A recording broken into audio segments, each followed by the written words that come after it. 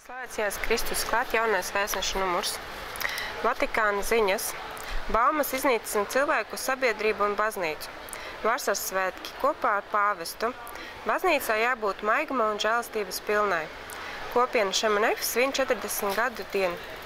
Mūķene radījusi galda spēli katoļu bērniem. Bostonas bīskaps atsakās piedalīties svinīgā ceremonijā. Pāvestam Franciskam speciāli veltīta deja Svētā Pētera laukumā. Latvijā mūžībā aizgājis Marijāņu tēvs Antons Šķeļs. Katoļu sievietes smeļ spēkus.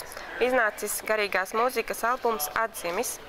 Sprediķis kardināls Kurts Hoks aicina kļūt par Dieva gara klātbūtnes pilnu baznīcu. Intervija. Lai viņi visi ir viens, saruna par kristiešu vienotību ar kopienas Šemenef priesteri Adamu Stroniju. Pārdomām Jānis Pāvils I vēstule Jēzum. Rubrikā vecākiem vasaras nometne iespēja iegūt jaunu pieredzi.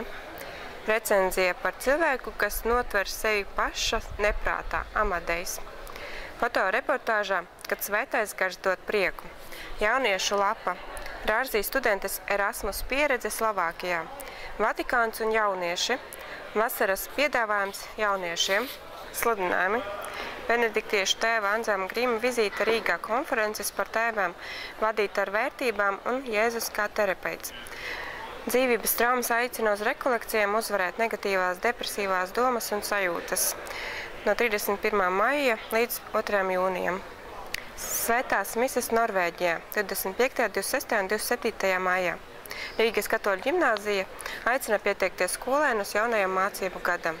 Sveicam arī priesteres jubilejās, abonējiet Katoļu baznīcas vēstnesi līdz nākamajam numuram.